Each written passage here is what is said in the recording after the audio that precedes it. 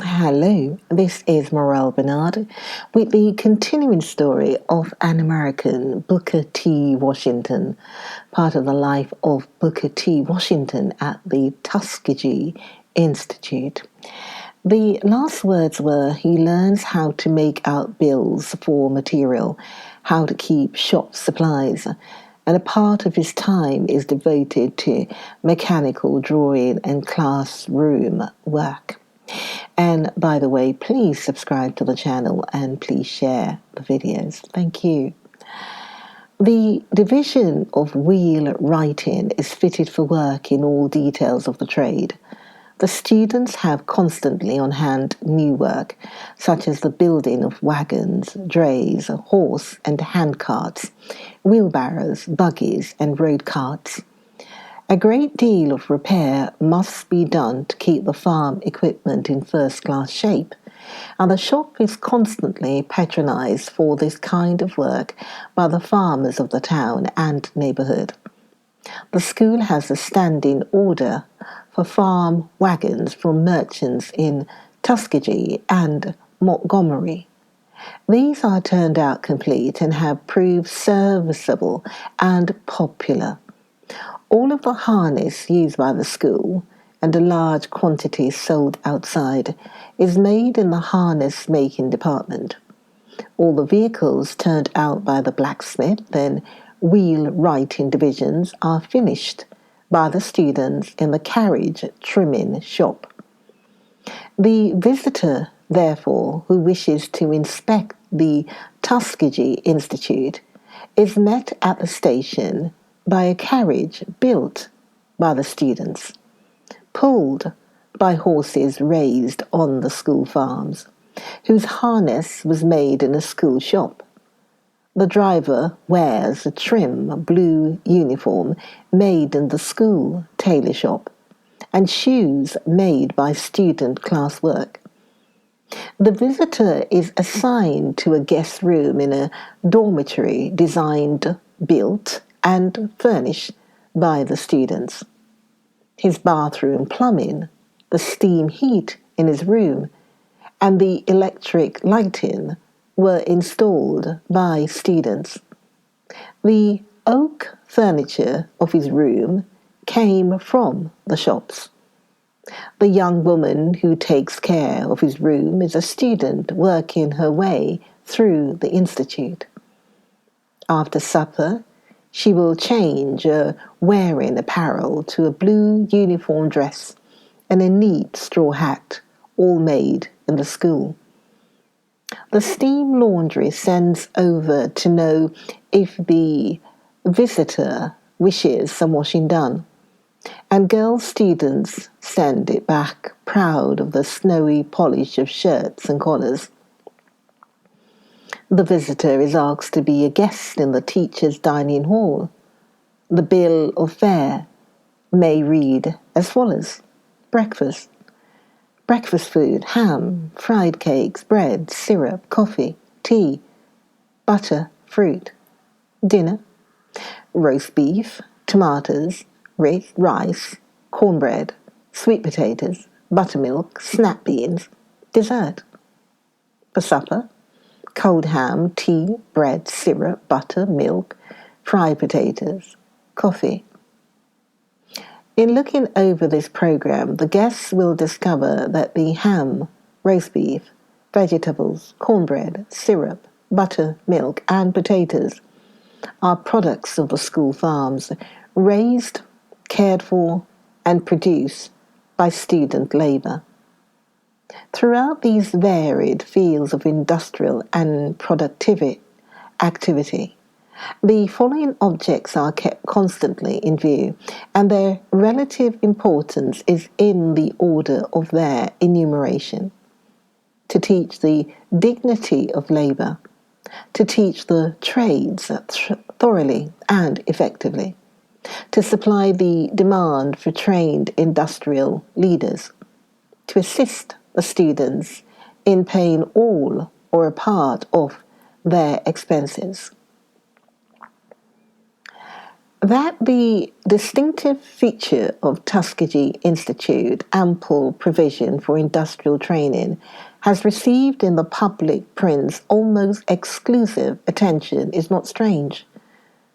But it is well to remember that Tuskegee Institute stands for education as well as for training, for men and women, as for bricks and mortar. Of course, the distinction involved in the words education and training is largely theoretical. My experience convinces me that training to some productive trade, be it wagon building or farming, educates. For example, one of her students is foreman on the large and beautifully planned Collis P. Huntington Memorial Building, now in process of construction. That young man is notable for a simple honesty, an unobtrusive confidence and self-reliance that abundantly testifies to his manliness. That this manliness is in large degree directly traceable to his skill and his experience in bearing industrial responsibility. In short, to his training, his beyond pre-adventure.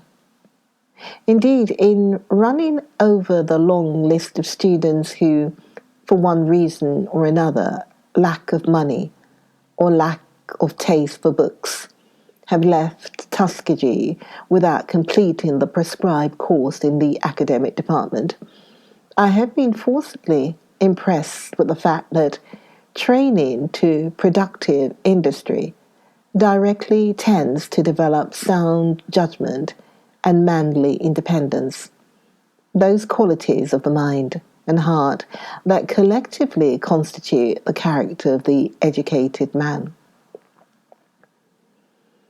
Another example of the effect of the training given at the Tuskegee Institute on the mind of the student occurs to me. A few weeks ago, it was decided to modify the day school system. To make any change in a great organization like ours requires great discriminating judgment and care. The faculty discussed the change in its every phase, and I finally called the students of the 4 upper classes together, presented to them our plans, and explained to them the reasons for the proposed change. Their response was not a negative acquiescence, but a series of direct and searching questions.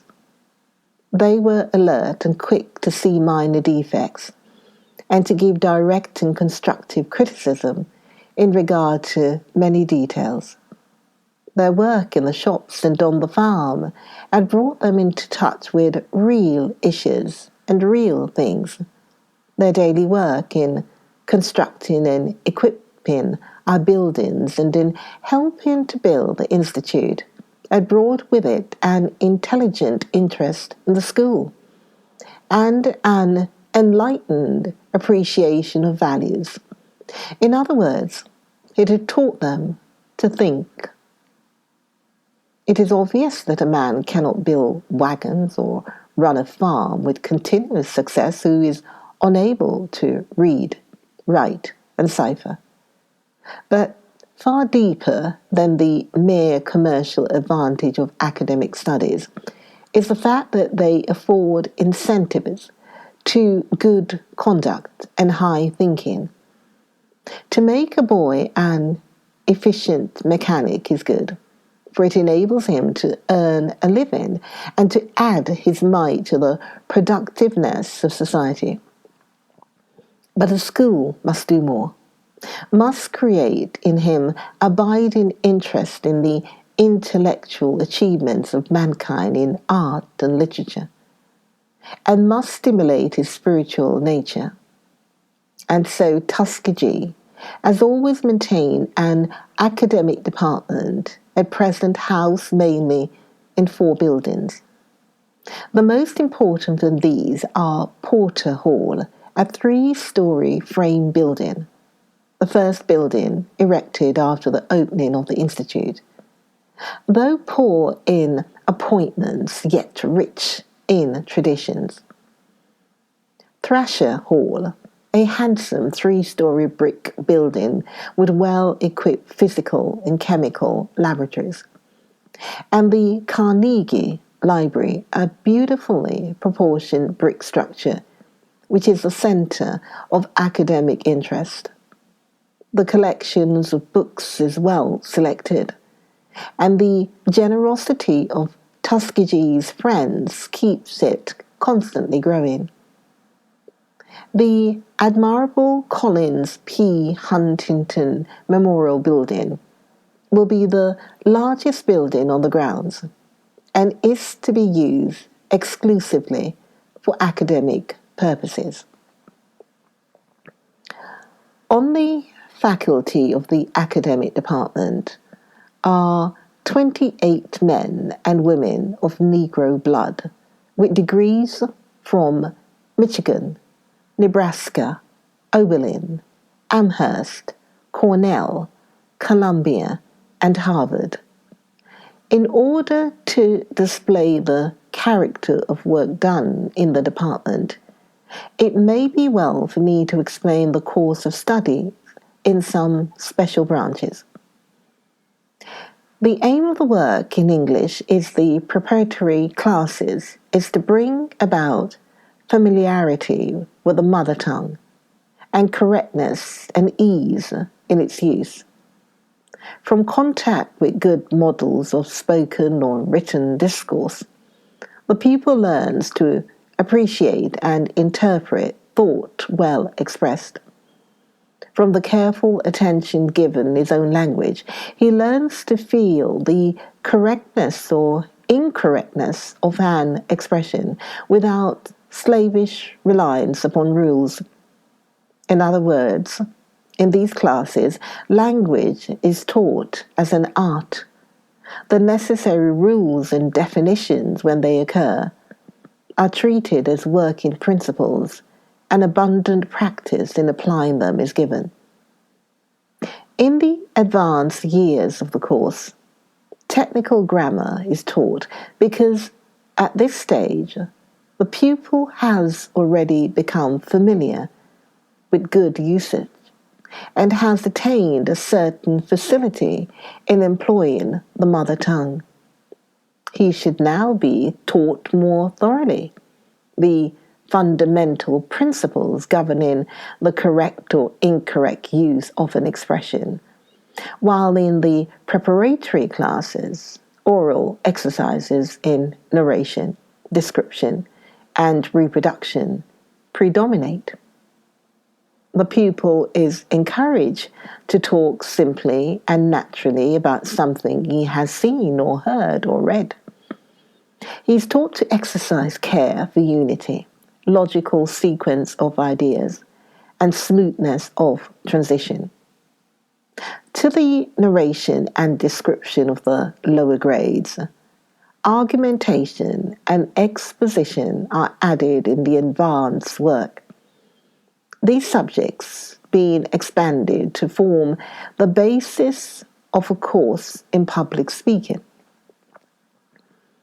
The pupil obtains material for themes and debates from his experience in shop and field, and from literature technical to the subject. The themes are submitted for correction and in due course committed, and after preliminary training delivered at the monthly public rhetoricals of the class. Except for the written brief required of each disputant, debates are extemporaneous.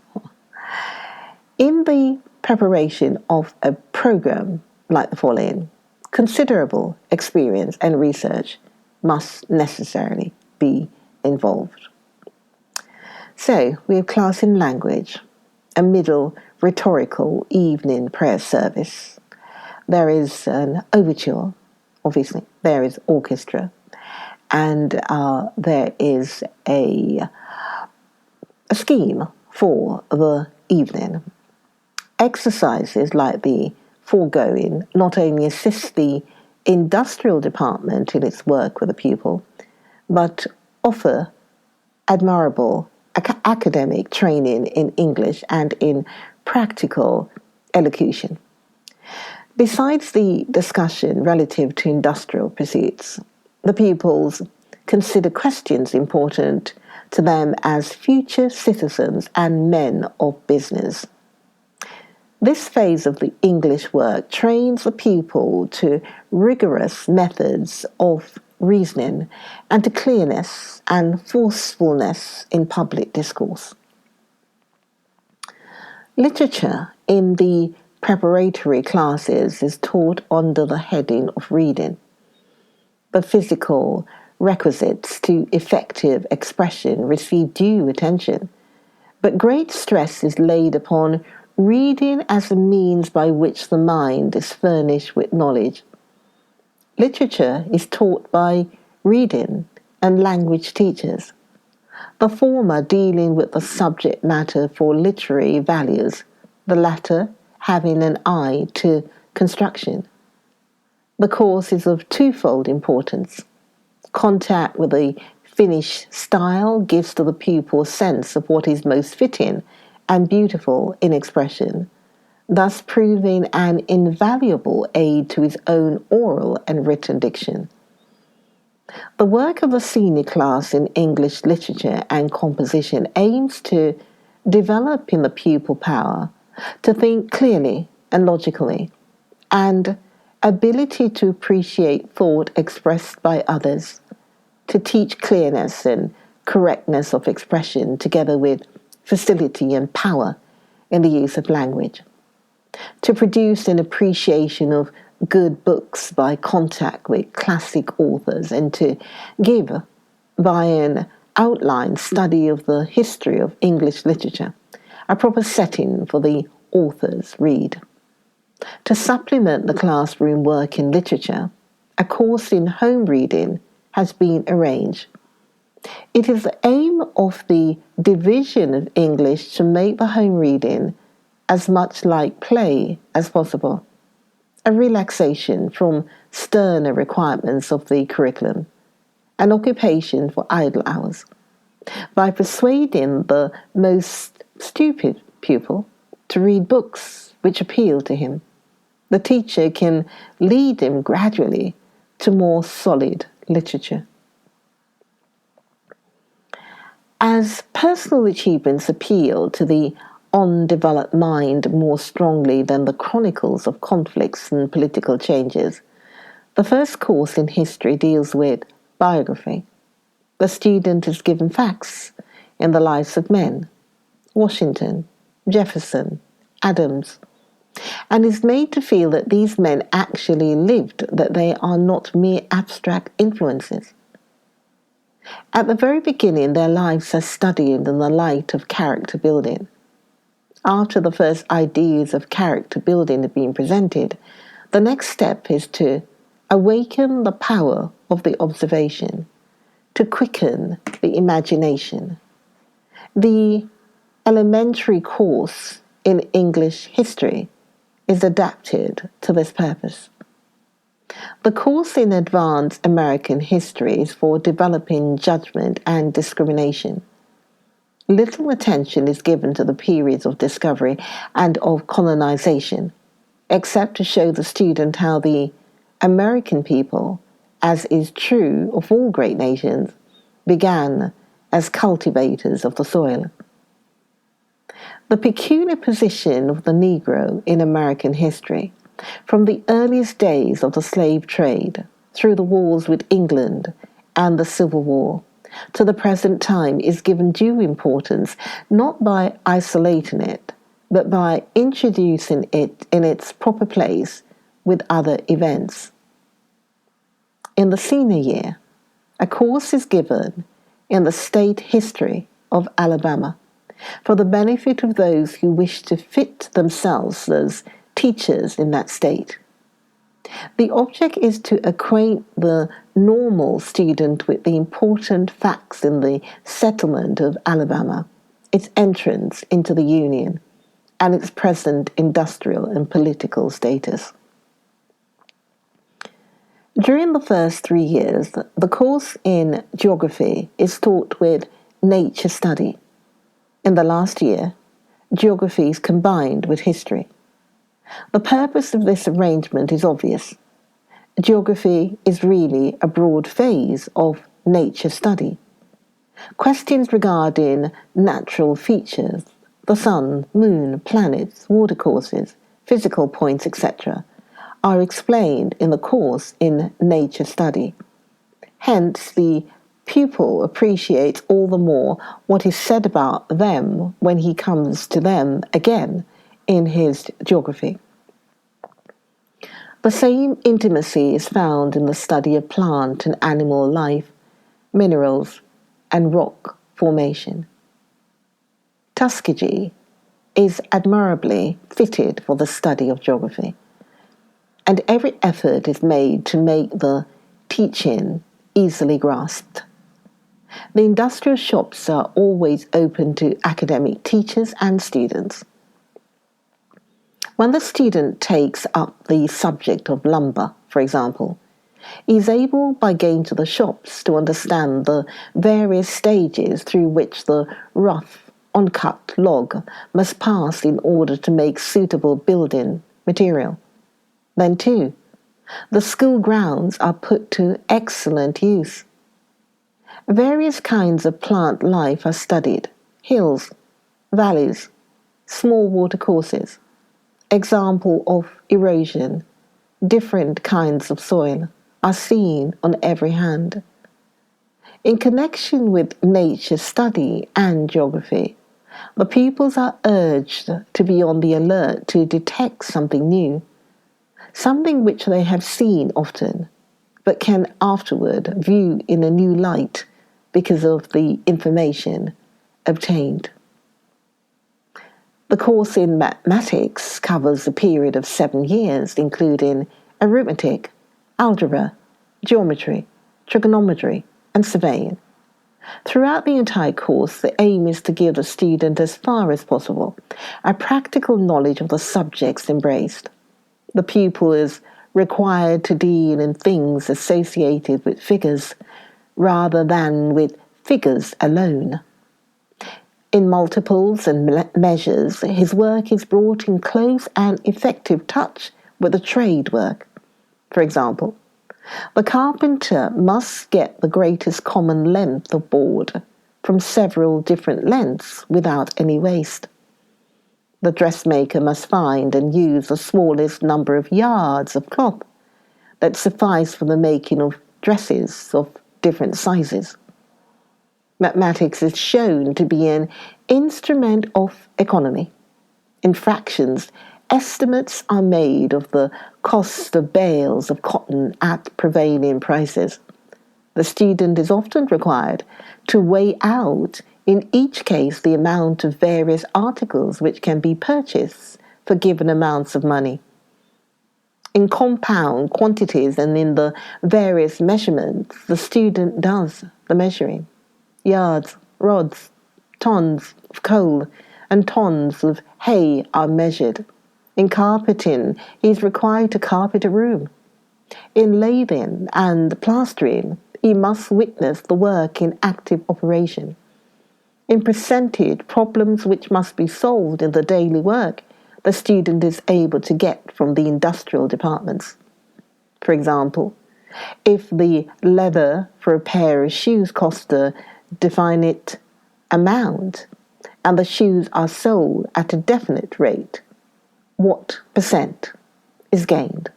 Or for what must they be sold so as to gain a certain percent?